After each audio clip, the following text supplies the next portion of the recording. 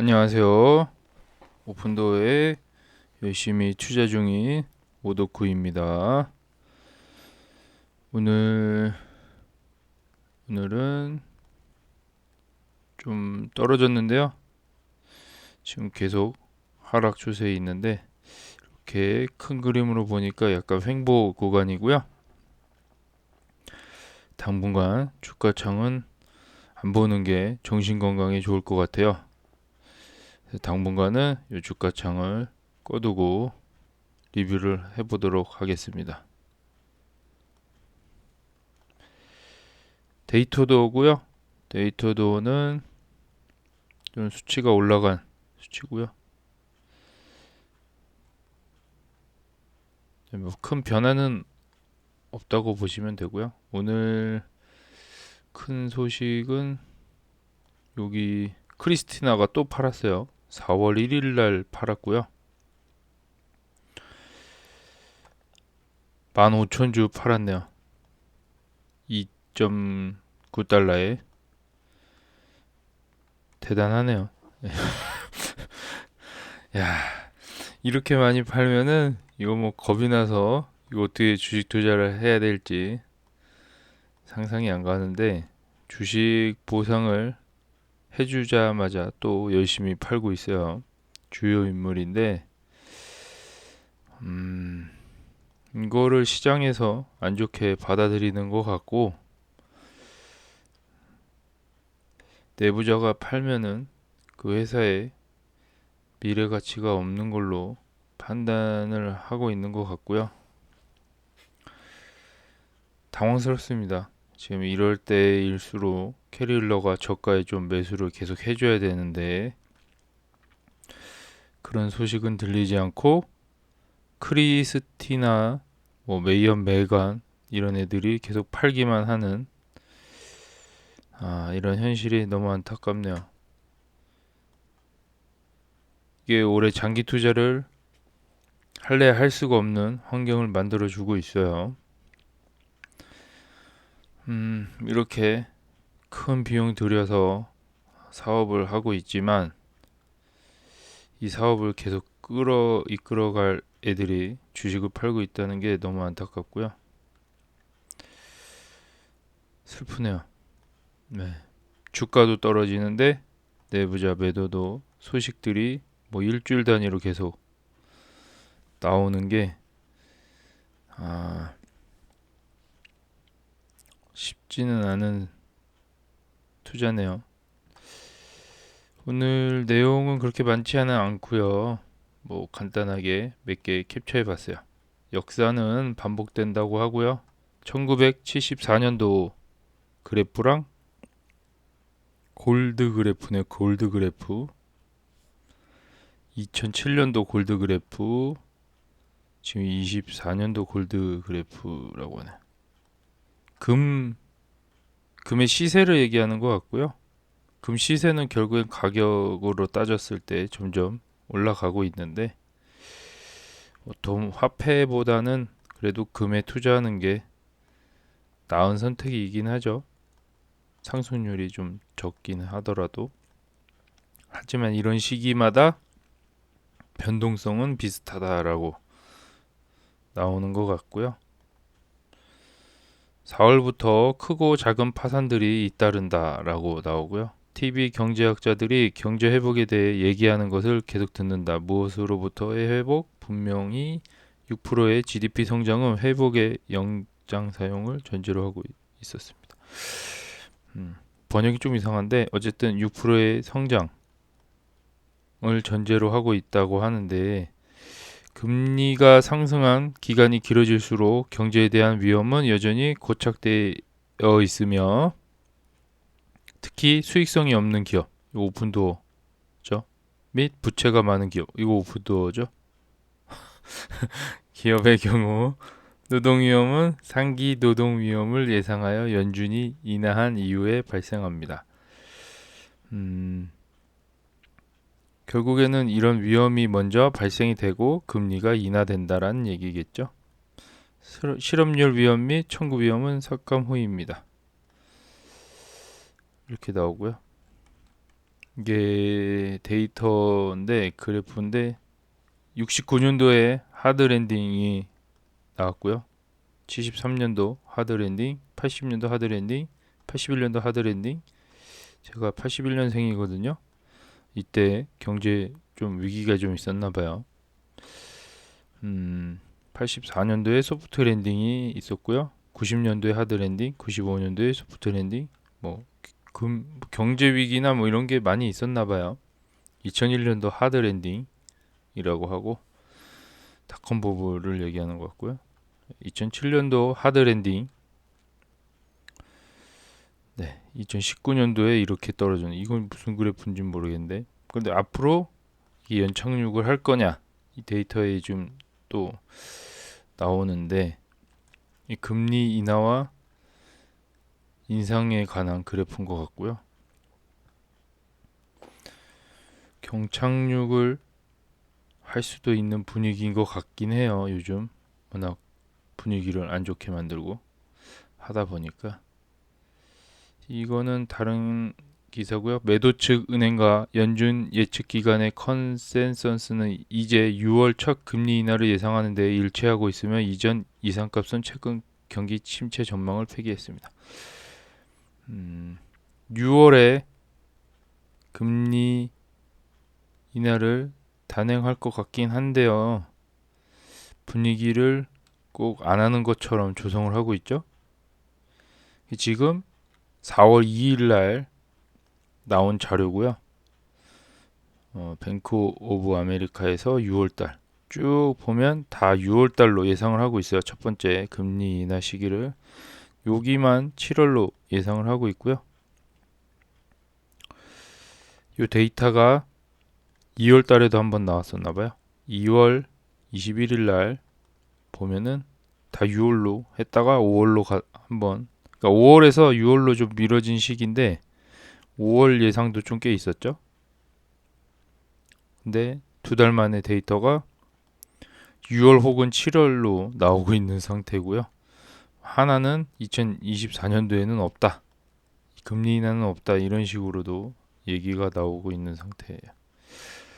분위기는 금리 인하를 할 것 같긴 한데 좀 미뤄질 가능성이 있는 걸로 예상이 되고요. 연준 데일리라고 나오는데 세 차례 금리 인하 전망은 약속이 아니다 라고 나오네요. 네. 하도 주가가 올라서 이렇게 겁주는 것 같은데, 오픈도어는 혜택을 하나도 못 받았는데 안타깝죠. 인플레이션이 우리가 예상한 것보다 더 높을 경우 인플레이션을 줄여야 할 수도 있다는 점에 대비해야 합니다. 인플레이션 핑계를 대고 있는데, 노동시장이 흔들리기 시작하거나 인플레이션이 더 빠르게 하락한다면 우리는 금리 인하를 더 인하할 수 있다는 입장에 있습니다. 노동시장이 지금 실업률이 좀 올라가면 인플레이션과 관계없이 금리 인하를 단행할 것 같고요. 지금 우리는 준비되어 있으며 정책 금리는 좋은 수준입니다. 이렇게 4월 3일 날 나온 거라 제가 한번 캡처해 봤습니다. 지금 금리에 지금 다 초점을 맞추고 있는 상태고, 금리가 인하가 되든 안 되든 지금 오픈도어는 거기에 맞춰서 지금 오르락내리락 하고 있어요. 간다라는 분위기가 조성되면 잠깐 올랐다가 아니다 싶으면 또 떨어지고, 단기적으로 뭐 그렇게 되고 있는 상태고요. 오픈도어 투자자 의견인 것 같아요. 오픈도어는 기존 주택 소유자를 위해 더 좋은 집으로 이사하는 데에 드는 비용을 줄일 수 있는 방법을 찾을 수만 있다면 그들은 이러한 환경에서 큰 이익을 얻을 것입니다. 지금 어떻게 해서든지 주택 지금 이사를 가는데 비용을 최대한 줄일 수 있는 방법을 오픈도어가 찾아낸다고 하면은 큰 이익을 얻을 수 있을 거라는 의견이고요. 이거는 뭐 기본적인 거겠죠. 어떻게 보면은 소매업 이런 것도 유통 과정을 좀 최대한 줄이면은 비용을 좀 싸게 제공을 하면서 마진도 높게 가져가는 구조랑 비슷하거든요. 얘도 그런 중간 과정을 좀 삭제해서 좀 비용을 줄이는 방법 이런 거를 좀 강구하겠죠. 앞으로도. 캐릴러가 어떻게 해야 될지 모르겠는데 지금 너무 보수적으로 운영을 하다 보니 자신감이 많이 떨어진 느낌이 이 캐릴러의 4분기 어닝콜의 분위기는 자신감이 좀 많이 떨어진 느낌이고 조금 확신이 들어야지 여기 투자를 할 거 아니에요? 근데 시간이 지나면 지날수록 이런 공포 분위기가 많이 조성이 되잖아요. 그러면은 좀 불안하긴 하죠.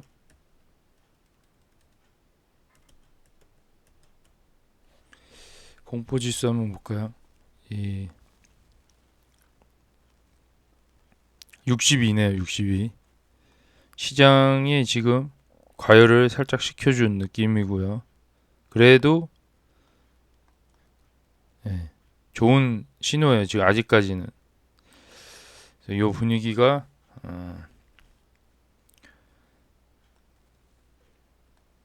QQQ를 따졌을 때 21선이 붕괴되면 아니 스파이 기준인가요? 저는 QQQ를 더 좋아하기 때문에 QQQ 기준으로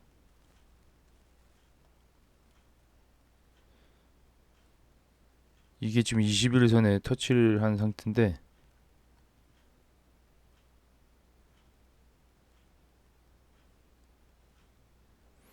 단기적으로 요런 그래프 모양이 나타날 가능성이 있어요. 요 사이에 시장이 지금 조정을 받는 분위기인 것 같긴 한데 불안불안하죠. 막상 조정이 시작되면은 나의 통장 잔고가 얼마나 깎일지 겁이 나기 때문에 좀 두렵긴 해요. 마켓 모멘텀이라고 여기 또 나오는 게 있는데요.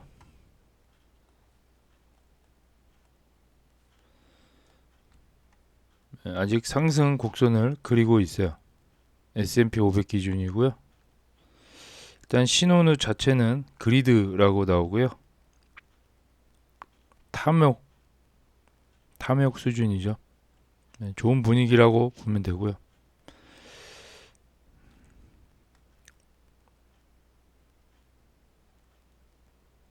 뭐 이런 지표들이 나오나 봐요. 제가 한국말로 바꿔볼까요? 정크본드라고 나오고 안전한 피난처 수요, 시장 변동성, 풋옵션, 콜옵션, 극도의 탐욕이라고 나오네요.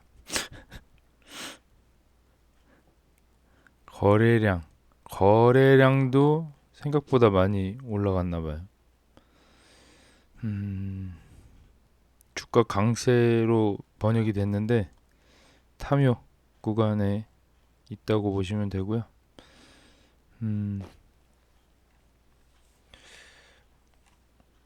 당분간은 힘들 것 같다라는 의견이고요. 일단 매도 때문에 좀 속상한 상태고요. 주가도 폭락해서 속상하고.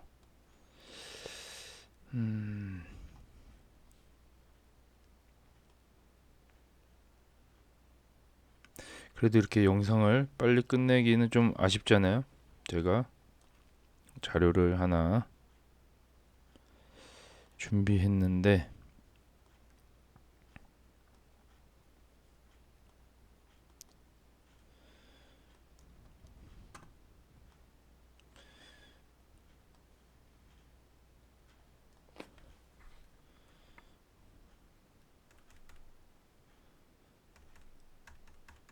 이게 좀 글씨를 좀 키울게요. 제가 그냥 막 복사 붙여 넣다 보니까 글씨 크기가 좀 작아진 상태고요. 이거는 어떤 내용이냐면 오픈 AI 챗 GTP 있죠? 거기다가 오픈도어에 대해서 물어봤고요. 간단한 주식에 대해서 물어본 내용을 제가 여기다가 담아온 내용이고요. 오픈 AI가 얼마나 똑똑한지 한번 알아보려고 했는데 똑똑하긴 한데 데이터가 업데이트가 안 됐더라고요. 그래서 3.5 버전에서는 2022년도 1월 데이터까지만 갖고 있더라고요. 오픈도어에 대해서.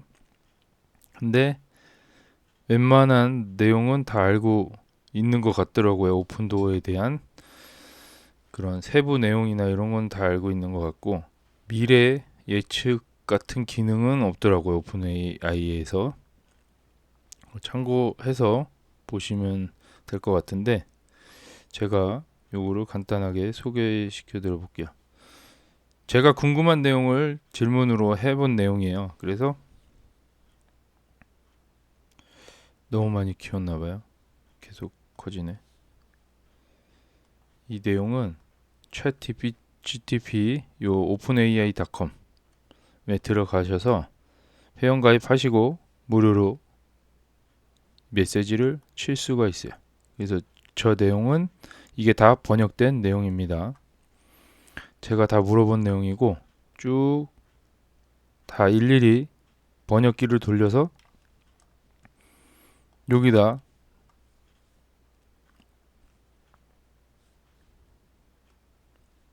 넣어놨어요. 이거 아직도 커지고 있네요. 많이 눌렀나봐요.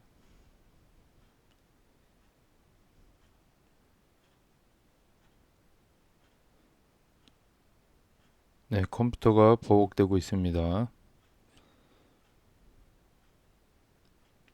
산지 1년도 안 됐는데 버벅대네. 네. 됐어요. 너무 많이 커졌나?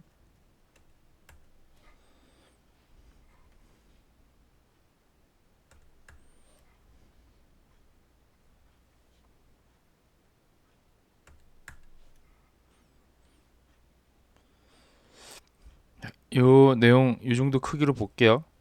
어떤 내용을 쳐봤냐면 오픈도어는 어떤 회사인가요? 라고 그냥 간단하게 물어봤어요. 근데 오픈 AI가 답변이 오픈도어는 주거용 부동산 시장에서 운영되는 기술 중심의 부동산 회사입니다. 라고 정확하게 기술을 하고 있고요. 기술 중심이라고 정확하게 얘기를 하고 있어요.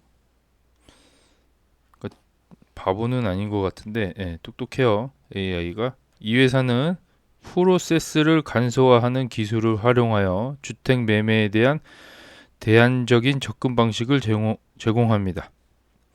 프로세스를 간소화하는 기술을 활용하여 주택 매매를 한다라는 얘기고요.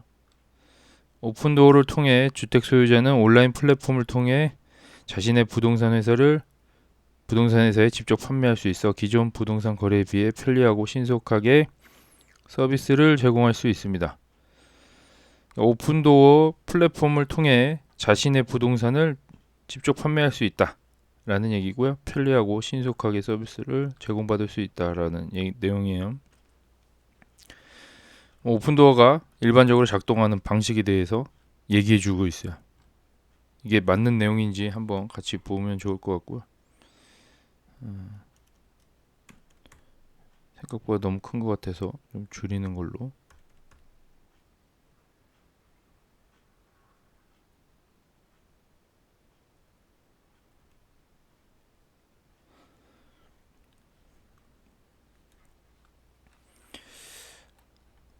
첫 번째로 간략한 방식인데 얘가 오픈 AI가 오픈도어에 대해서 분석한 내용이에요. 주택 판매자라고 하고요. 자신의 부동산 판매에 관심이 있는 주택 소유자는 회사 웹사이트나 모바일 앱을 통해 오픈도어에 제안을 요청할 수 있다. 자신의 부동산을 판매하는 거에 관심 있는 사람들이 이 모바일을 통해 혹은 홈페이지를 통해 판매할 수 있다는 얘기고요. 그들은 집에 대한 정보를 제공하고 오픈도어는 독점 알고리즘과 시장 데이터를 사용하여 경쟁력 있는 현금 제안을 생성합니다. 제안 수락 주택 소유자가 제한을 수락하면 오픈도어는 주택 소유자로부터 직접 부동산을 구매합니다. 이를 통해 시장에 주택을 등록하거나 준비하거나 오픈하우스를 주최하거나 전통적인 부동산 중개인과 거래할 필요가 없습니다.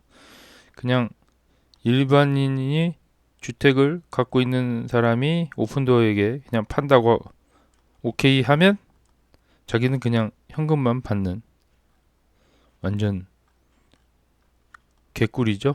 예. 마감 프로세스라고 나오고요. 오픈도어는 전체 마감 프로세스를 처리함으로 관련 당사자 모두에게 더 간단하고 효율적입니다. 판매자는 원하는 마감일을 선택할 수 있어 유연성과 편의성이 제공됩니다. 오픈도어가 알아서 마감에 관련된 일들을 다 처리를 해주니까 더 쉽다라는 얘기죠. 간단하고. 재판매라고 나오고요. 오픈도어는 주택을 구입한 후 시장에 재판매하기 전에 필요한 수리 또는 개조 작업을 수행할 수 있습니다. 이를 통해 회사는 부동산을 시장 가치로 판매하여 수익을 창출할 수 있습니다.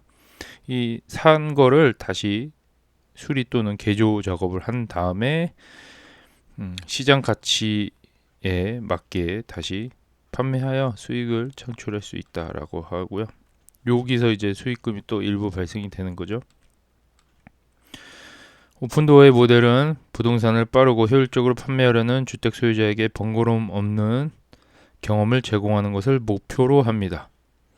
이게 맞죠? 정확하게 파악을 하고 있어요. AI가 기술과 데이터 분석을 활용하여 회사는 전통적인 부동산 산업을 혁신하고 구매 및 판매 프로세스에 대한 대안 솔루션을 제공하려고 합니다. 그러니까 지금 오픈도어에 투자에 관심이 있으신 분들이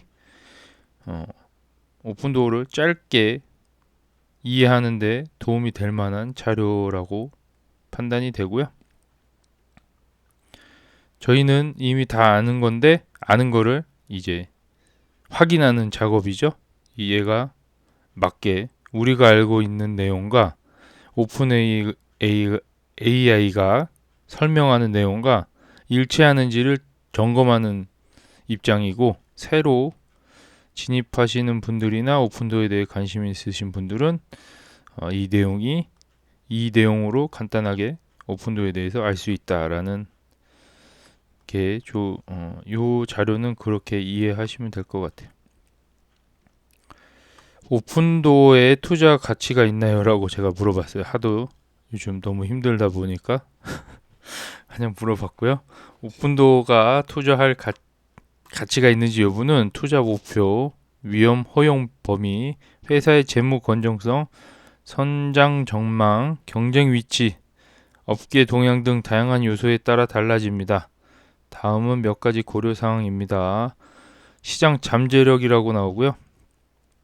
오픈도어 서비스의 시장 잠재력을 평가합니다. 대체 부동산 솔루션에 대한 수요가 증가하고 있습니까? 지금 이렇게 아이바잉 사업에 대해서 수요가 있냐라고 물어보는 것 같아요.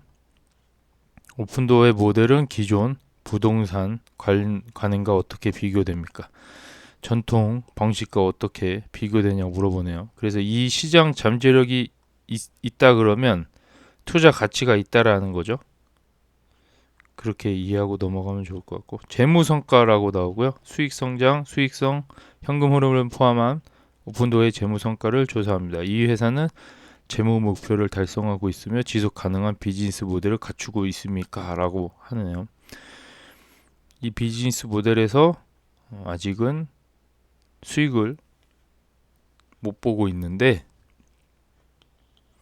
어쨌든 매출이 발생하는 구조잖아요. 그러니까 회사가 유지를 하고 있고 적자 기업이지만 앞으로 더 좋아질지는 이 비즈니스 모델이 검증 가능한지는 좀 사실 손익분기점도 넘고 해봐야 나중에 좀 알 수 있을 것 같다라는 생각이 좀 들어요. 지금 당장은 이 비즈니스 모델이 수익성이 있다라고 정확하게 판단할 수는 없는 것 같아요. 시장 분위기도 오픈도어는 아직 요거를 검증을 못 받은 상태다. 수익이 대해서 검증을 못 받은 상태로 아직 저평가된 기업으로 평가를 하고 있어요.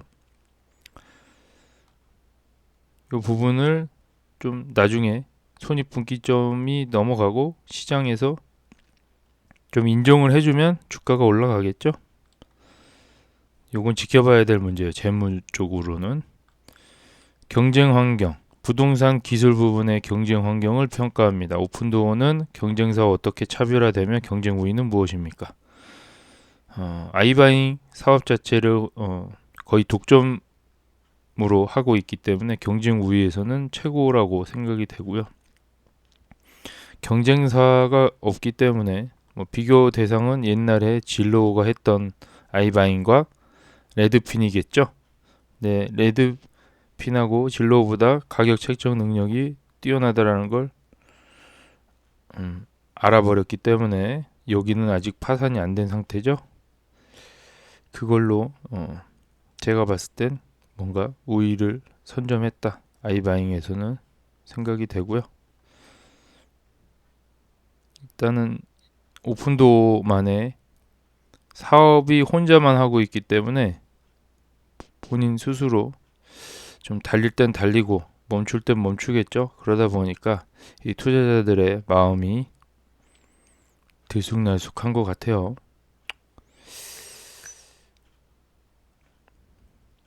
기술 및 혁신이라고 나오고요. 이제 투자를 고려할 만한 요소 중에 기술 및 혁신도 있다고 하네요. 아까 같은 경우는 경쟁 환경, 이게 지금 독점이냐 아니냐도 중요한 것 같고 경쟁 중에서 우위를 쓰는지를 물어보는 것 같고요. 기술 및 혁신에서 어느 정도 투자 가치가 있는지 물어보는 것 같아요. 오픈도어의 기술 인프라 및 혁신 역량을 고려하십시오 라고 나오네요. 회사는 서비스를 개선하고 경쟁 우위를 유지하기 위해 기술에 투자하고 있습니까? 라고 나오는데 이 AI가 더 똑똑해지기 위해서 돈을 쓰고 있다고는 하는데 AI 수혜를 못 받고 있죠. 근데 어쨌든 걔가 똑똑해져야지 오픈도어가 수익성이 개선이 될 거라는 거는 그거는 다 알고 있기 때문에 이 기술에 투자를 무조건 해야 된다고 저는 생각이 됩니다. 오픈도어가 그쪽으로 좀 더 돈을 많이 쓰면서 발전을 했으면 좋겠어요. 다 알고 있겠죠? 저도 아는데 대표가 모르지는 않을 것 같고. 규제 환경이라고 나오네요. 이 투자 요소 중에 규제 환경. 이 규제 환경이 좀 심각하죠. 오픈도어의 운영에 영향을 미칠 수 있는 규제 위험, 규정 준수에 유의하십시오. 규정이나 정부 정책의 변화가 회사에 어떤 영향을 미치나요? 부동산이니까 규제에 좀 반응이 좀 있죠. 아무래도 정부에서 집값을 안정시키기 위해서 하는 정책들이나 이런 것들이 오픈도어에 영향이 있을 수 있겠죠. 부동산 쪽이니까. 이런 거는 국내에도 마찬가지지만 정부의 정책 변화에 따라서 더 흥행할 수도 있고 좀 침체가 될 수 있는 부분이기도 하고요. 지금 금리 변화도 여기에 있다고 저는 생각이 됩니다. 규제 환경. 관리팀이라고 하고요. 요것도 투자 대상에 고려를 해야 된다고 하는 것 같아요. 오픈도어의 관리팀의 경험과 실적을 평가합니다. 그들은 회사의 전략을 실행하고 과제를 효과적으로 탐색할 수 있는 전문 지식을 갖추고 있습니까? 라고 나오는데 얼마 전에 그 메이언 메간 인터뷰 한 내용을 봤을 때는 전문 지식이 별로 없는 것 같은데 거기 앉아 있는 것 같아요. 제 생각이야. 뭔가 부동산에 대한 식견이나 이런 게 없는 것 같은데 왜 그 자리까지 올라갔는지 모르겠네요. 주식만 안 팔았어도 미운털이 안 박혔을 텐데 어쨌든 관리팀, 경영진 이런 것들이 고려 대상이고요. 여기서 거의 낙제점을 받는 수준이죠. 지금 믿을 만한 사람은 일단은 CEO밖에 없는 상태고요. CEO가 만약에 등을 돌리는 순간 패닉셀이 나올 가능성이 높아요. 모든 투자자들이, 저도 그렇지만 캐리 힐러가 어떻게 하느냐에 따라서 지금 거의 간신히 목숨줄을 쥐고 있다고 생각이 되고요. 얘가 사업을 거의 포기하는 단계로 에리고처럼 가게 되면 네, 거의 패닉셀을 다 하지 않을까 생각이 되고요. 위험 요소에는 경기 침체, 주택시장 변동, 부동산 업계 혼란 등 오픈도어의 비즈니스에 영향을 미칠 수 있는 잠재적 위험을 식별합니다. 이게 다른 기업도 마찬가지겠지만 경기를 많이 탄다는 거죠. 주택시장 변화, 이 금리 영향 이런 것 다 부동산과 관련이 있기 때문에 좀 애가 오픈도어라는 애는 좀 힘든 애예요. 요거 힘듭니다. 부동산 이게 갑자기 침체가 되면서 혼란을 주고 있긴 한데 뭐 어쨌든 하락이 있으면 상승 구간도 있을 거라 생각이 되니까 어느 정도 시간을 보내야 되는 상황인 것 같아요. 지금 상황에서는 딱히 답이 없는 상황이라 주가가 오르질 않고 있습니다. 이 투자의 결정을 내리기 전에 철저한 조사와 분석을 수행하는 것이 중요하다라고 합니다. 저도 철저한 조사와 분석을 계속 하고 있는데 그래서 투자 결정을 했음에도 불구하고 흔들리는 부분이 있죠. 기아의 개인 상황과 투자 목표에 따라 맞춤형 조언을 제공할 수 있는 금융 자문가와 상담해 보세요라고 나오네. 또한 다각화는 투자 포트폴리오의 위험을 관리하는 데 핵심이므로 오픈도어가 전체 투자 전략에 어떻게 부합하는지 고려하십시오. 그렇죠. 근데 이게 포트폴리오를 오픈도어가 대부분은 위험한 주식이기 때문에 비중을 많이 안 뒀을 거야. 한 10% 내외? 다른 기업을 한 90% 갖고 있다고 하면 대부분은 10% 미만이지 않을까 싶고요. 대부분 소액으로 들어가서 장기적으로 보기에 좋은 종목인 것 같고 저처럼 이렇게 몰빵해 놓고 기다리기에는 좀 위험한 주식인 거는 맞는 것 같아요. 이런 투자 방식으로는 안 하시는 게 정신건강이 좋을 것 같고요. 저는 요즘 많이 피폐해지고 하고 있기 때문에 주가가 오르기 전까지는 아무래도 멘탈이 지금 점점 깨지고 있어서 이런 포트폴리오를 구성하는데 이 오픈도어는 비중이 없어야 되는 게 맞는 것 같긴 해요. 어쨌든 투자 결정을 내리는 데 있어서 좀 철저한 조사와 분석이 필요하다고 합니다. 이 새로 진입하시는 분들 다 고려하셔서 진입하시길 바랍니다. 제가 그냥 이 내용들이라 얼마나 똑똑한지 판단하기 위해서 물어본 거예요. 현재 파트너십 규모를 알려주세요라고 나오고요. 여기서 이 업데이트가 안 된 걸 알 수가 있었어요. 2022년도 1월이 마지막 업데이트라고 하고요. 그러니까 이렇게 똑똑한 애도 데이터를 많이 갖고 있지 않다라고 알고 계시고 지금 새로운 버전이 나오면은 2023년도까지는 나오지 않을까 생각은 되고요. 실시간 데이터에 접근할 수 없다고 나오고요. 파트너십 특정 규모에 대해서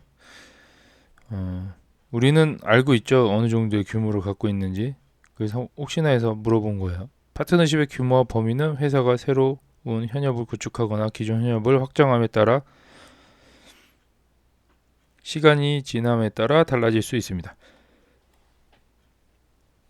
그러니까 여기도 지금 업데이트가 안 됐기 때문에 최근 뉴스 기사나 보도 자료를 통해 확인하는 게 좋다고 하네요. 일단 우리는 어느 정도 규모인지 알고 있기 때문에 그냥 물어봤고요. 다음 질문은 오픈도어 기업에 대해 잘 알 수 있는 자료나 홈페이지가 있을까요? 라고 물어봤어요. 뭐 저 투자자 입장에서 더 공부할 만한 사이트가 있는지 물어본 거고요. 예, 있다고 하네요. 다음을 포함하여 오픈도어에 대한 추가 정보를 찾을 수 있는 여러 리소스가 있습니다. 오픈도어의 공식 홈페이지를 얘기를 하고요. 이 투자자가 참고할 만한 사이트 중에서 서비스 사명 팀 최신 업데이트에 대한 정보를 얻을 수 있다. 오픈도어닷컴에서 알 수 있고요. 금융 뉴스 웹사이트, 블룸버그, CNBC 뭐 이런 데서 야후 파이낸스 지금 저도 야후 파이낸스를 많이 참고하는데요. 여기에 오픈도어와 같은 회사에 대한 뉴스 기사와 분석 재무 보고서를 제공하는 경우가 많다고 하네요. 그러니까 결국은 그렇게 딱 이 투자를 하는 데 있어서 이 공식 홈페이지 외에는 나머지는 다 일일이 찾아봐야 되는 불편함이 있는 거죠. 안타깝게도. 투자자 관계라고 나오는데 오픈도어가 상장 회사인 경우 해당 투자자 관계 웹사이트에서 재무보고서, 수익보고, 기록, 투자자 프레젠스를 포함한 투자자 관계 자료를 찾을 수 있습니다. 저희는 요게 데이터 도어라고 생각이 되고요. 데이터 도어에서 이런 수익 보고 자료나 이런 거를 보고 있기 때문에 의견이나 투자자 입장에서 그 데이터 도어도 투자자이기 때문에 같은 시선으로 바라보는데 도움이 돼서 참고할 만한 사이트 중에 여기는 데이터 도어.io죠. 네, 요런 사이트가 있다.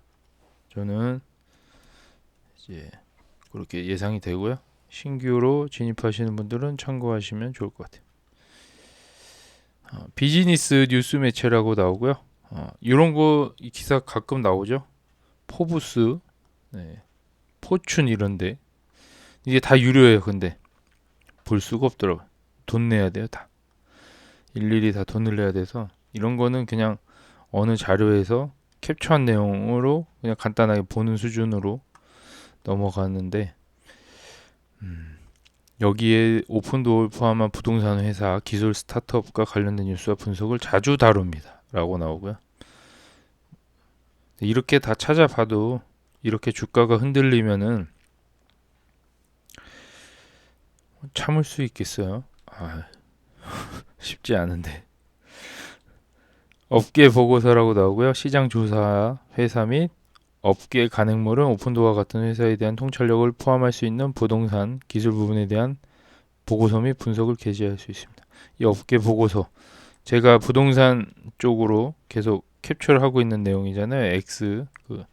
랜스 램버튼이라는 사람이 부동산 통계 전문가니까 그걸 통해서 이제 부동산 시장을 좀 파악을 하고 있어요. 현재. 여기도 마찬가지로 소셜 미디어를 참고하라고 하고요. 트위터 지금 X로 바뀌었죠. 페이스북과 같은 여기도 이런 자료가 나오는데 제 페이스북을 이용을 안 해서 오픈도어의 공식 계정을 팔로우하며 회사의 직접 업데이트 뉴스 통찰력을 제공할 수 있습니다. 어제도 잠깐 봤지만 현금 배달 서비스를 한다고 곧 나왔는데 이거는 인스타에는 올라가 있지만 X에는 또 안 올라가 있어요. 그래서 이런 오픈도어도 약간 성향이 좀 다르게 제공이 되는 것 같고요. 인스타에는 동영상이나 사진 위주로 홍보하기 딱 좋은 뭐 간략한 설명으로 홍보하기 좋게끔 해놨고 X는 그냥 뉴스 기사 위주로 정보 업데이트 용도로 사용을 하고 있는 것 같아요. 그래서 양쪽 다 팔로워를 해야 되는 상황이고요. 팔로잉을 해야 되는 상황이죠. 그리고 이런 소셜 미디어 체크를 할 필요가 있다고 여기 나오고요. 이러한 리소스를 탐색함으로써 기아는 오픈도어 운영 파트너십 재무 성과 및 기타 관련 정보를 더 잘 이해할 수 있습니다라고. 그러니까 이렇게 열심히 찾아서 이해를 하란 얘기죠. 이렇게 운영이 된다. 저희가 이런 작업을 하고 있는 상황이고요. 지금 저도 원래는 기타 유튜버의 정보를 찾아서 그냥 보던 사람이었는데 이 투자를 함에 있어서 그걸로는 너무 자료가 부족하잖아요. 제가 직접 공부하지 않으면은 확신이라는 게 들 수가 없더라고요. 그래서 직접 공부를 하는 걸 추천을 드리고요. 제가 공부한 내용을 뭐 그대로 받아들이셔도 좋고 또 다른 식으로 해석해서 받아들여도 좋으니까 뭐 이런 내용이 있었다라고 같이 공유했으면 좋겠고요. 이런 정보들을 찾아서 각자만의 비중으로 많이 투자하시는 분들과 또 적게 투자하시는 분들 상관없이 어쨌든 오픈도어에 대한 미래를 좋게 보고 있는 사람들이잖아요. 어쨌든 공부는 꾸준히 해야 된다라고 알고 계시면 되고, 그러니까 다 정답을 알려주지 않는다는 거죠. 다 투자자들이 본인이 알아서 찾아서 공부해라 라는 얘기인 거예요. 2024년 현재 미국 부동산 시장을 알 수 있나요? 라고 나왔고요. 제가 물어봤어요. 그냥 너무 궁금해서.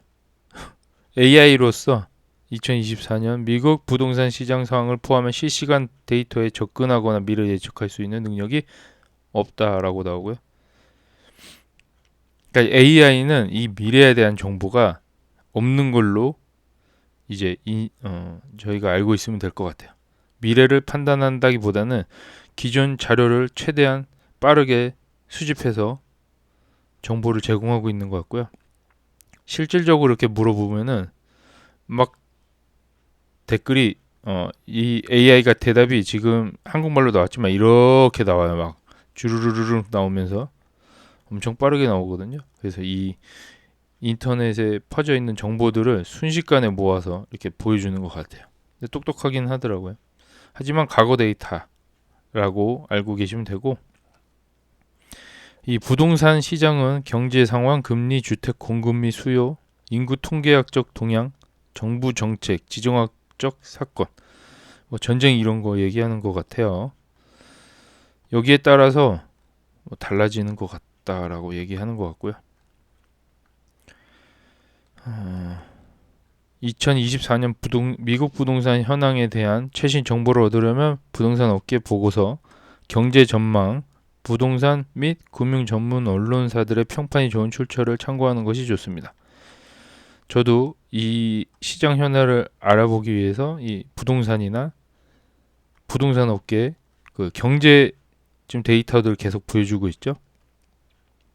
이 흐름을 알기 위해서 이 경제도 필요한 것 같고요.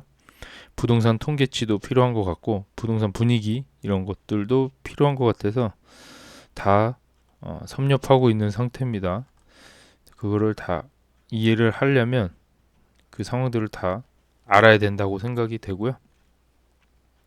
부동산 전문가, 경제학자 및 분석가는 최신 데이터 및 분석을 기반으로 시장 동향 및 예측에 대한 통찰력을 제공할 수 있습니다. 그렇죠. 랜스 램버턴이라는 사람이 이런 식으로 제공을 하고 있죠. 저희에게. 오픈도어의 수익 구조에 대해서 알고 있나요? 라고 제가 물어봤어요. 얼마나 똑똑한지 물어보려고. 오픈도어의 수익 구조는 비즈니스 모델을 통해 이해를 할 수 있다고 나오고요. 오픈도어는 주거용 부동산에 중점을 두고 부동산 업계에서 운영되고 있습니다. 수익 구조가 어떻게 작동하는지에 대해서는 다음과 같이 알려줬어요. 첫 번째는 부동산을 구매함으로써 발생되는 이익이라고 하는데, 주로 판매자로부터 주택을 구매하여 수익을 창출합니다. 이거 좀 싸게 매입한다는 얘기겠죠? 완전 30% 헐값에 주택 소유자가 자신의 부동산을 오픈도어에 판매하기로 결정하면 회사는 일반적으로 시장 가치보다 약간 낮은 가격으로, 그쵸? 낮은 가격인데 이게 너무 낮아서 막 악플이 달리고 있는 수준이죠. 해당 부동산을 구매합니다. 이 할인을 통해 오픈도어는 부동산 재판매와 관련된 잠재적 비용을 고려하고 재판매 시 이익을 창출할 수 있습니다. 일단 싸게 삼으로써 이득을 취한다라고 보시면 되고요. 시세 차익이죠, 살짝. 물건을 싸게 받으면 좋죠. 장사함에 있어서 이 원가가 낮을수록 이익은 높아지기 때문에 부동산 재판매로 또 이익을 낸다고 하네요. 오픈도어는 주택 구입 후 부동산 가치를 높이기 위해 개조 또는 수리에 투자할 수 있습니다. 수리를 해서 판단 얘기고요. 시장 가치 이상으로 재판매하여 구매 가격, 개조 비용 및 재판매 가격 간의 차이로 수익을 창출합니다. 이 재판매 가격이면 시세 차익을 얘기하는 거고요. 이 개조 비용 이런 것들이 또 포함이 돼서 팔다 보니까 기존에 샀던 가격보다는 높게 판매할 수 있는 거죠.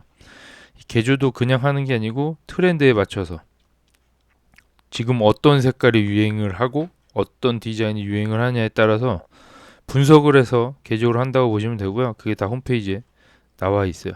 그런 내용들이 참고해 보시면 좋을 것 같고, 서비스 수수료라고 나오네요. 서비스를 받아야겠죠. 수수료를. 플랫폼을 사용하여 주택을 판매하기로 선택한 판매자에게 서비스 수수료를 청구할 수 있습니다. 팁 같은 거죠. 이런 게.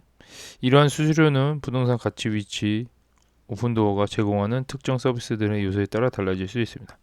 이 수수료는 제가 봤을 때는 그런 예전에 떼던 그 5% 중개 수수료가 아닌, 이게 그냥 팁 같은 개념인데 팁 같은 걸로 뭐 3%, 5% 이렇게 청구를 할 수 있는 거죠. 그래서 얘는 실질적으로 5%를 서비스 피라고 생각을 하는 거죠. 그래서 5%를 받고 있어요. 서비스 피로. 그 중개 수수료는 아니라고 판단을 하는 거죠. 그 중개 수수료가 아니고 서비스 수수료다.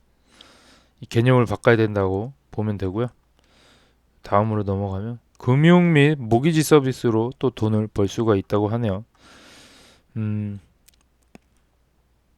모기지 서비스, 여기서 대출을 해줄 수 있다는 거죠. 금융기관과 연관이 돼 있기 때문에 그때 자료로는 한 30여 개인가 금융기관과 조인이 돼 있어서 오픈도어를 통해 모기지 서비스를 받게 되면 좀 저렴하게 이자를 받을 수 있다. 뭐 이런 게 계약이 돼 있는 걸로 알고 있어요. 그래서 여기서 또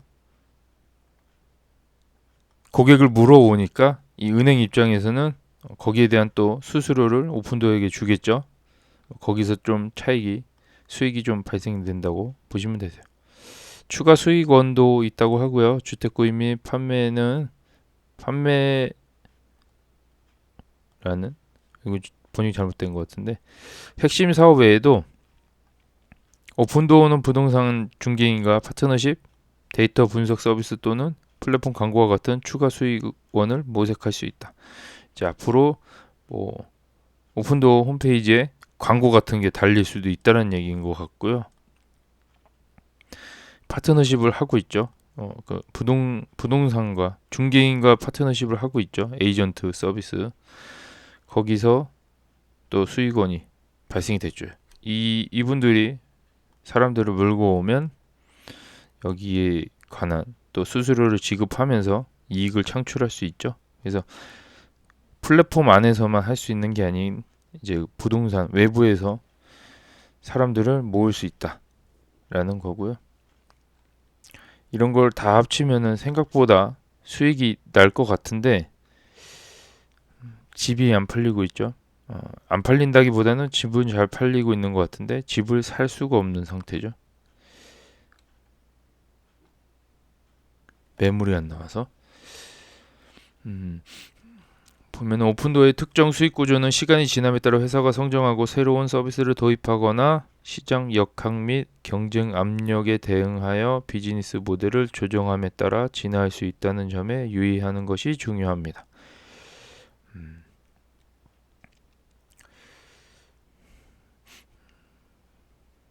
그러니까 비즈니스 모델을 조금씩 조정을 함으로써 진화할 수 있다라고 하네요.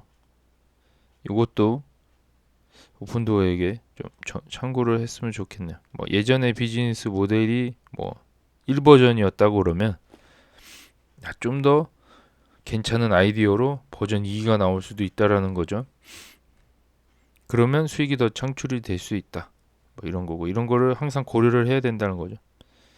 수익 구조에 대한 가장 정확하고 최신 정보를 얻으려면 회사의 재무 보고서, 투자 프리젠테이션. 우리 이거 매년 나오는 거 한 번씩 리뷰해 봤는데 작년에 2023년도 거 같이 봤죠? 제가 거기에 대해서 얘기한 게 있는데 아무튼 요거는 매년 나온다는 거 알고 계시고 투자를 혹시 계속 하실 마음이 있으시다면 매번 확인해 보면 좋겠죠? 공식 커뮤니케이션을 참조하는 것이 좋습니다. 라고 나오고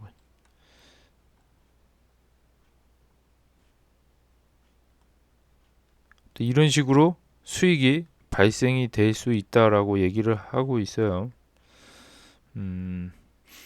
제가 또 오픈도어의 개인 투자자 비중이 어느 정도 되는지 알고 있나요? 라고 물어봤어요. 그러니까 오픈도어 안에 개인 투자자들의 영역이 어느 정도인지 물어봤는데 업데이트가 안 됐다고 얘기를 하고 있어요.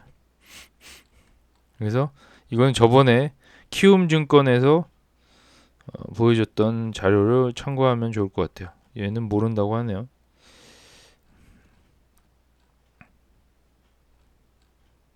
뭐 여기 연간 보고서 이런데 참고하라고 나오는데 거기에 못 본 것 같은데 한번 나중에 기회 되면 보면 될 것 같아요.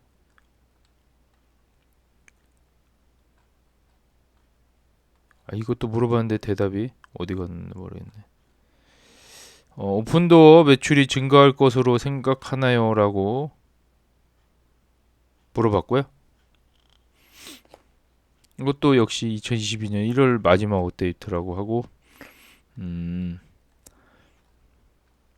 부동산 기술 회사인 오픈도어가 효과적인 마케팅 전략을 실행하고 서비스를 확장하고 기술을 향상하거나 신흥 시장 트렌드를 활용한다면 잠재적으로 매출이 증가를 기대할 수 있습니다.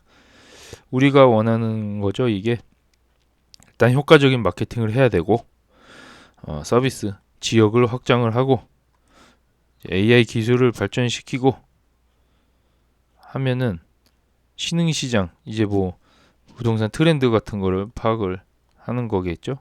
뭐 잠재적으로 매출이 증가할 수 있다. 이런 거를 하면은 무조건 매출이 증가한다라고 하는데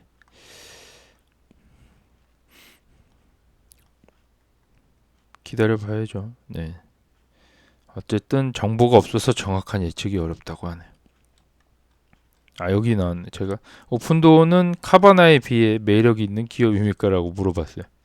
카바나는 주가 날라갔는데 오픈도어는 거기에 비해서 매력이 있는 기업입니까? 라고 물어봤고요. 답변은 서로 다른 분야라고 나오고요. 부동산 기술과 자동차 소매에서 운영되는 두 회사라고 나오고요. 다양한 요소를 분석하여 어떤 요소가 투자에 더 매력적일 수 있는지 결정해야 된다고 하네요. 그러니까 두 회사는 완전 다른 분야라고 하네요. 네, 저는 약간 구조는 비슷하다고 생각했는데 아예 서비스 하는 것 자체가 다르고 구조만 비슷한 금리 영향이 서로 그냥 비슷한 수준이고요. 서로 상관되는 건 없는 것 같아요. 산업 부분에서 물어봤고요. 부동산 기술 부분에서 운영되는 반면 카바나는 자동차 소매 부분에서 운영됩니다. 아예 산업 부분이 다르다고 나오고요. 두 부분 모두 서로 다른 특성, 성장 잠재력 및 위험 요소를 가지고 있다. 부동산은 일반적으로 자동차 소매보다 더 큰 시장이지만 두 부분 모두 경제 상황과 소비자 동향에 영향을 받을 수 있다. 지금 부동산 경제와 지금 경제 상황과 부동산 지금 시황이 안 좋죠. 거기 지금 영향을 받고 있고요. 카바나도 그렇게 영향을 받고 있었었죠. 소비자 동향 움츠러들고 있는 상황. 약간 비슷해서 담아봤고요. 둘이 처한 상황이 좀 비슷하지 않았을까. 근데 한 명은 날아가고 한 명은 안 날아가고. 비즈니스 모델에 대해서 얘기를 해주네요. 온라인 플랫폼을 통해 직접 주택을 사고 파는 것이고요. 카바나는 중고차를 온라인으로 판매하고 금융 및 보상 판매 서비스를 제공하는 데 중점을 둔다. 라고 하네요. 각 회사의 비즈니스 모델에는 고유한 장점과 과제가 있다. 재무 성과에는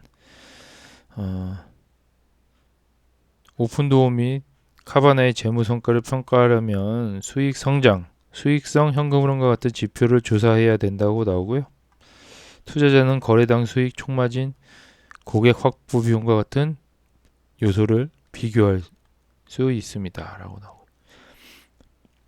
둘이는 좀 어떤 게 매력적이다라고 대답하기 좀 어려운 상황이죠, 지금. 일단 카바나는 온라인 중고차 소매 시장에서 상당한 시장 점유율을 확보했다라고 하고요. 오픈도어보다 훨씬 낫죠.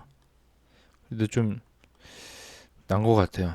이 오픈도어는 시장 확보가 좀 아직 안 된 상태이고, 오픈도어는 아이바이 즉시 주택 구매 및 판매라고 하는 신흥 부분에서 선두주자. 뭐 이런 내용이 원래 없었는데 이 서비스를 하기 시작한 거죠. 이 없는 단어인데 없는 단어를 만들어낸, 그렇죠. 새로 이 분야를 개척해 나가고 있는 상태라고 보시면 돼요. 오픈도어는 성장 잠재력도 이제 매력을 측정하는데 투자 포인트라고 보시면 되고, 새로운 시장으로서의 확장, 혁신, 시장 점유율 확보 능력을 포함하여 각 회사의 성장 잠재력을 평가합니다. 혁신을 하고 있는 것 같고 시장 확정을 하고 있고 시장 점유율을 확보를 해야 되는데 이게 지금 점유율이 확보가 안 되고 있는 상태고, 오픈도어와 카바나는 모두 디지털 변혁을 겪고 있는 산업에서 운영되고 있으며 이는 성장 기회와 동시에 경쟁적 과제도 제시합니다. 카바나도 온라인으로 팔고 있기 때문에 기존 중고차 시장과 대적하는 관계고, 오픈도어도 오프라인과 온라인이 지금 부동산 거래가 나눠져 있는 상태인데, 원래 온라인으로는 거래가 없었는데 오픈도어가 만든 거죠. 그래서 지금 전통적인 시장들과 대결을 하고 있는 이 두 입장이 같다라고 보시면 되고, 위험 요인으로는 경기 침체, 규제 변화, 경쟁, 특정 산업 과제 등 각 회사와 관련된 잠재적 위험을 식별합니다.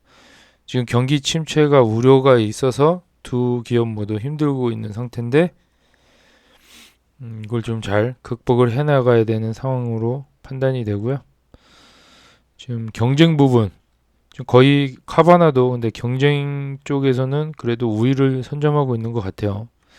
기존에 온라인으로 판매하고 있는 업체가 꽤 있는 것 같은데 그 중에서도 그래도 카바나가 시장 점유율을 어느 정도 갖고 있는 것 같다라고 예상이 되고, 공부를 정확하게 카바나에 대해서 한 건 아니라서 일단 오픈도어 기준으로 말해보면 이런 것들이 위험 요소가 있기 때문에 이 투자하는데 매력도가 떨어질 수 있지 않을까라고 생각이 되고요. 가치 평가를 해야 된다고 보네요. 그 매력이 어느 게 더 매력 있는 기업인지를 가치 평가를 통해서 한다고 보시면 되고, 수익, 성장 전망, 업계 동료와 비교하여 각 회사의 현재 가치를 고려합니다. 이 주변 기업들과 비교해서 가치를 평가하는 게 좋다고 얘기하고요. 주가 대비 매출 비율, 주가 수익 비율, 기업 가치 등의 평가 지표는 회사의 주가가 펀더멘털에 비해 상대적으로 비싼지 저렴한지에 대한 통찰력을 제공할 수 있다. 뭐 EPS나 뭐 PBR 이런 지표를 활용하라고 하는 것 같아요. 궁극적으로 오픈도어나 카바나가 투자에 더 매력적인지는 개인 투자자의 선호도, 위험, 허용 범위 및 투자 목표에 따라 달라진다고 하고요. 제가 이것도 되게 고민했었거든요. 여기에 들어갈지 여기에 들어갈지. 결국은 오픈도어에 들어갔는데 그래서 더 안타까운 거죠. 투자의 결정을 내리기 전에 철저한 조사와 실사를 수행하는 것이 중요합니다. 라고 하고요. 넘어가도록 할게요. 현재 혹은 과거를 바탕으로 부동산 주기를 알 수 있나요? 라고 제가 물어봤고요. 부동산 사이클을 이해하려면 시장이 일반적으로 시간이 지남에 따라 겪는 확장, 최고점, 수축 및 최저점 단계를 인식해야 한다고 하고요. 확장 단계는 이 단계에서는 부동산 시장은 부동산 가격, 건설 활동 및 부동산 수요의 성장을 경험합니다. 부동산 가격 같은 게 올라간다고 하는 것 같죠? 낮은 금리가 확장 국면에 있는 것 같고요. 강력한 경제 펀더멘털, 긍정적인 투자 심리, 이게 다 확장 국면에 있는 내용이에요. 부동산 투자 증가를 기여합니다. 이게 2020년도, 21년도 요 시점인 것 같고요. 일반적으로 임대료와 부동산 가치가 상승합니다. 확장 국면에는 그렇게 되고요. 피크라고 돼 있어서 부동산 사이클의 정점이라고 하네요. 거의 아까보다 훨씬 더 높은 수준으로 나오고요. 수요가 공급을 앞지르기 시작하여 입찰 전쟁과 투기 행위로 이어질 수 있다. 이게 지금 2022년도 1월달에서 2021년도 12월달 상황인 것 같고요. 그때 피크를 찍었던 것 같네요. 네. 여기서 이 어떤 투자자는 이익을 얻고 어떤 시장에 나가기 시작할 수 있는 거예요. 어떤 사람은 가격이 계속 상승할 것이라고 하고 계속 여기에 투자를 한다라고 하네요. 이 피크 단계에서는 어디가 꼭지인지 모르니까 계속 못 먹어도 고를 하는 거죠. 근데 어떤 사람은 욕심을 좀 덜 부리고 여기서 판다라고 하는 게 주식시장과 좀 비슷한 것 같기도 하고요. 수축 국면에 있고요. 수축 단계에서는 부동산 시장이 활동이 둔화됩니다. 부동산 가격이 안정되거나 하락할 수 있으며 건설 활동이 감소하고 수요가 약화될 수 있습니다. 이거 지금 저희 우리나라 한국의 지금 상황인 것 같고요. 금리 상승, 요게 지금 2022년도 급격한 상승, 경제적 불확실성, 부동산 공급 과잉 등의 요인의 경제 주체 국면에 기여할 수 있습니다. 공시률이 높아지고 임대 수익이 감소할 수 있다. 이게 22년도 23년도 정도 되지 않을까. 뭐 길게 보면 24년도까지도 보는 수축 단계이지 않을까 싶고요. 저점 구간도 있나 봐요. 저점은 부동산 가격이 최저점에 도달하는 부동산 주기의 바닥을 나타냅니다. 수요는 여전히 약하고 투자자들은 불확실성이나 자금 부족으로 인해 시장 지짐을 주저할 수 있습니다. 제가 지금 자금이 부족해서 오픈도에 더 투자를 못하고 있는 상황이고요. 네, 똑같네 이 상황이. 그러나 이 단계에서는 부실두 부동산은 투자자가 할인된 가격으로 자산을 취득할 수 있는 기회를 제공할 수 있습니다. 이거 경매 같은 거겠죠? 네, 지금 역전세 맞은 우리나라로 따지면 역전세죠. 이 저점 단계 지금 여기까지 오지 않았나 싶긴 하네요. 2024년도에 저점 단계지 않을까 생각이 되고 부동산 사이클은 경제 상황, 인구 통계학적 추세, 정부 정책, 시장 심리들의 다양한 요인에 영향을 받는다는 점에 유념하는 것이 중요하다. 부동산 사이클은 어쨌든 경제 상황과 좀 연관이 돼 있다고 하고요. 인구 통계학적 추세, 인구가 늘어나거나 줄어들거나 여기에도 좀 관계가 있는 것 같고 정부 정책, 시장 심리, 주식시장과 왠지 비슷하다라고 판단이 되고요.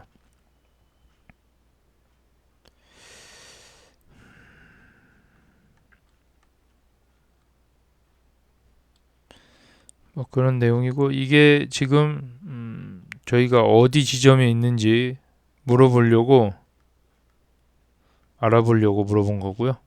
수축 아니면 저점이지 않을까 생각은 하고 있어요.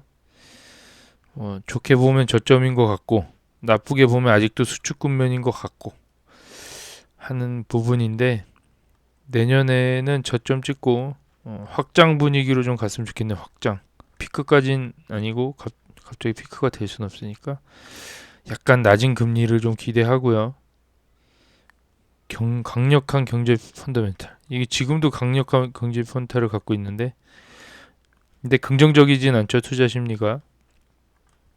어쨌든 확장 국면으로 2025년이나 26년에 간다고 하면 펀드 주가는 좀 많이 올라갈 거라 생각이 되고요. 지금보다는 낮이지 않을까. 그냥 없는 돈 셈치고 기다려야 되지 않을까. 예금했다 생각하고 기다려야 될 것 같다는 생각이 들고요. 부동산 제가 이것도 물어봤네요. 부동산 저점 구간에서 대응 방안은 무엇입니까? 라고 하고요. 지금 부동산이 저점에서 어떻게 대응하면 좋겠냐라고 물어봤어요. 부동산 사이클의 바닥에 대한 대응 계획은 일반적으로 경기 침체로 인한 과제를 해결하고 미래의 기회를 포지셔닝하기 위해 위한 전략의 조합이 포함됩니다. 어쨌든 경기 침체를 벗어나야 된다는 얘기인 것 같고요. 현재 보유 자산을 평가를 해서 뭐 해결을 한 것 같은데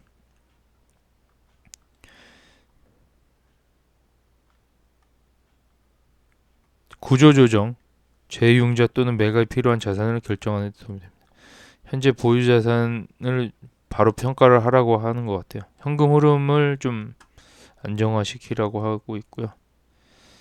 이건 큰 도움은 안 되네요. 보긴 봤는데 우리 오픈도어 투자랑은 좀 관련이 없는 것 같아서 넘어가도록 할게요.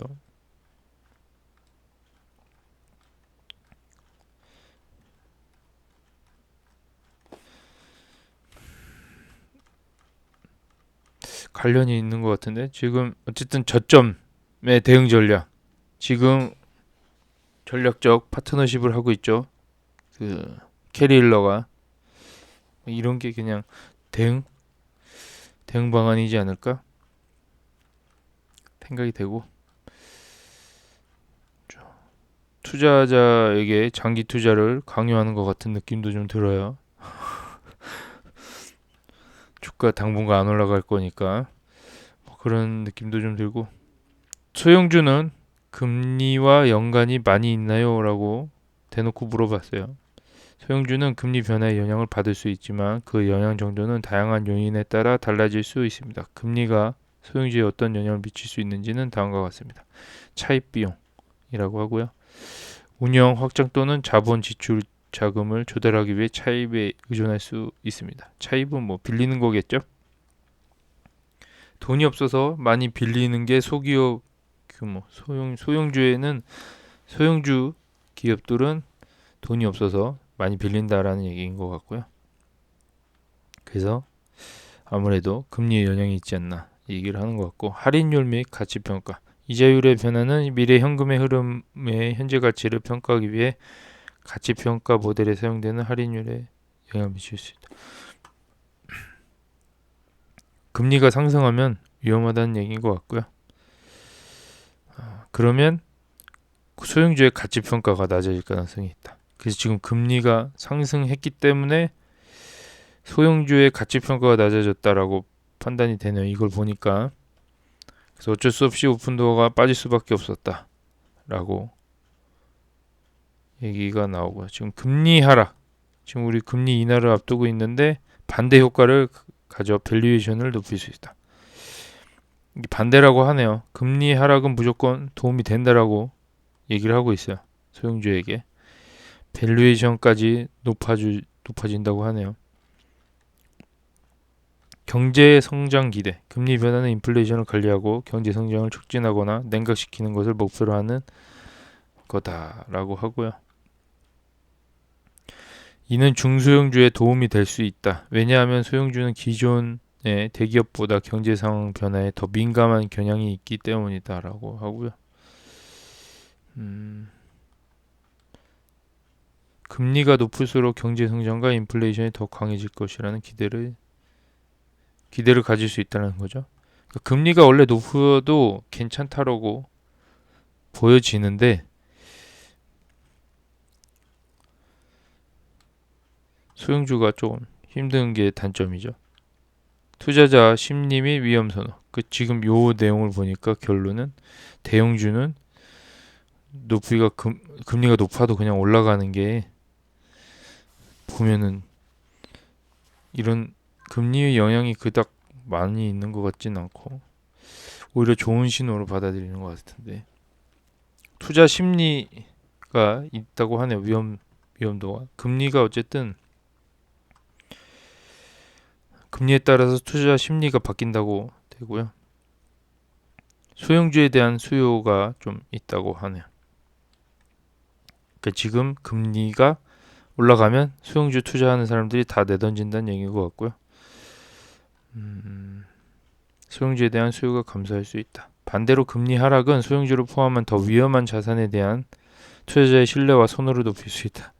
이게 지금 반대로 저희가 이걸 투자하고 있기 때문에 지금 아직 변곡점이라고 생각이 되고요. 턴 어라운드 하기 위해서 좀 힘들게 유턴하고 있는 느낌이고 생각보다 유턴이 잘 안 되고 있다라고 저는 생각이 되는데 어쨌든 금리가 일단 하락을 해야 투자자들의 심리가 좀 좋아져서 올라갈 것 같다라고 저도 생각이 되긴 하네요. 이 자금 조달 가용성이 어느 정도 제한이 된다라고 얘기하면 되고 이것 때문에 소형주가 어쨌든 연관이 있다. 지금 어쨌든 소형주로 분류가 되고 있는 오픈도어로서는 지금 금리가 엄청난 영향을 미치고 있다라고 하고요. 어쨌든 금리 인하는 빨리 진행이 돼야 된다. 그래야 우리 투자자들이 모두 주가 상승보다는 어쨌든 기업이 좋아지는 거를 좀 봐야 될 것 같은데 금리 인하가 일단 첫 번째 목표가 돼야 될 것 같아요. 그 다음에는 매출이 그 다음에 따라와야 되는데 이것도 한번 물어봤어요. 제가 잘하고 있는지 너무 궁금해서 올바른 주식 투자는 단기 차익입니까? 장기로 보유하는 것입니까? 라고 물어봤는데요. 사람마다 다르다고 하는 것 같아요. 이 단기적으로 하는 게 나쁘다고 나오진 않고 있어요. 이게 사람마다 생각이 다른 거니까.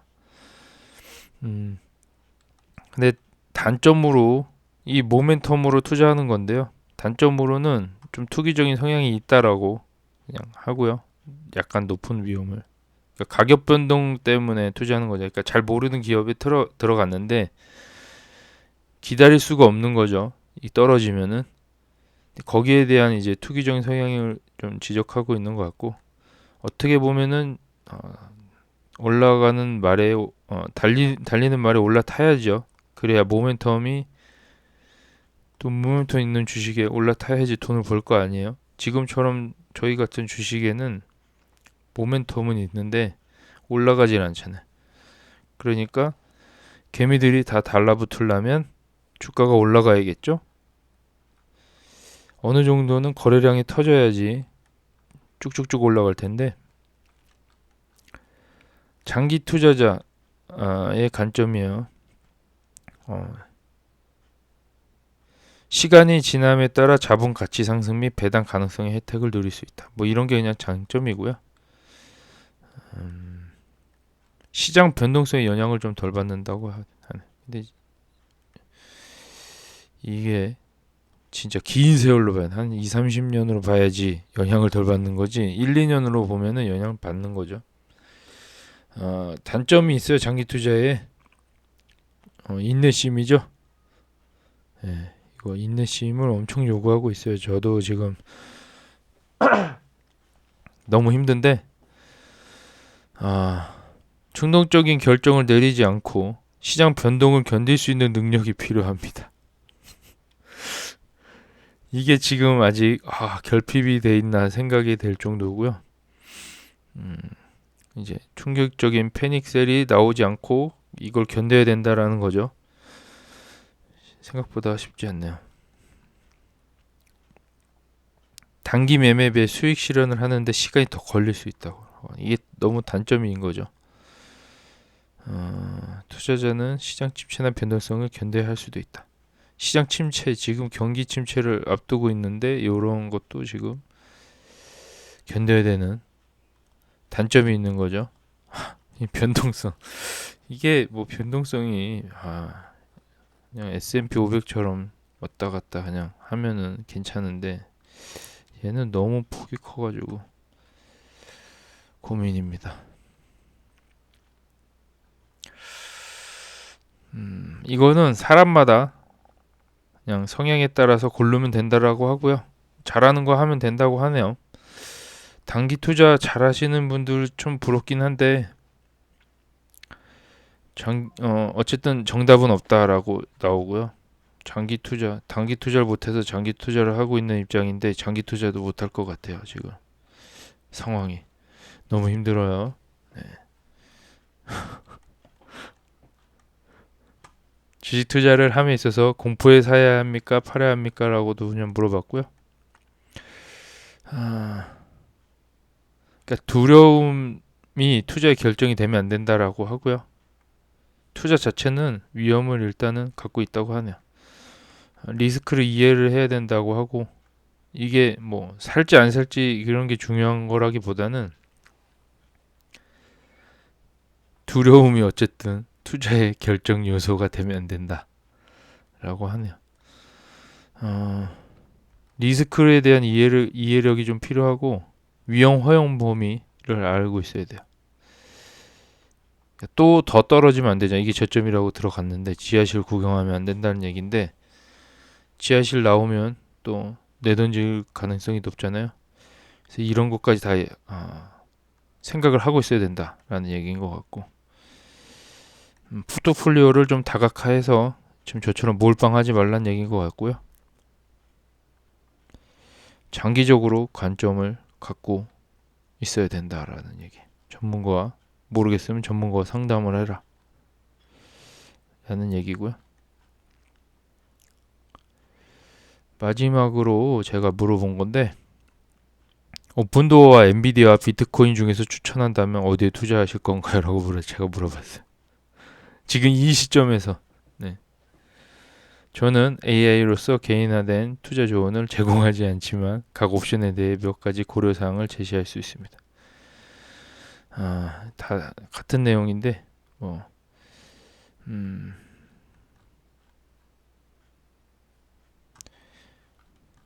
결론만 보죠. 이거 다 기업에 대한 내용이고요. 비트코인에 대한 내용이에요. 궁극적으로 오픈도어, 엔비디아, 비트코인 또는 기타 자산에 대한 투자 결정은 개인 투자 목표, 위험 허용 범위, 기간 및 포트폴리오 다각화 전략에 따라 달라진다. 답을 안 가르쳐 주겠다는 얘기죠. 아까랑 대답이 똑같아요. 이게 선택은 본인이 하셔야 되는데 저는 요 세 개 중에 잘못 골랐나 싶기도 하고 네. 그때 같은 돈으로 들어갔다면 지금 많은 차이가 있는데요. 떨어질수록 이런 생각이 많이 들긴 하네요. 오늘 GTP에 대해서 같이 알아봤고요. 그냥 알고 있는 내용 정리했다거라고 알고 계시면 되고요. 이런 것도 있다. 근데 돈은 안 내서 제가 무료로 한번 해봤습니다. 내일 또 다른 이야기로 찾아뵙도록 하겠습니다. 긴 시간 시청해 주셔서 감사합니다. 빠른 배속으로 들리셔야 돼요. 그래야 시간이 짧아집니다. 감사합니다.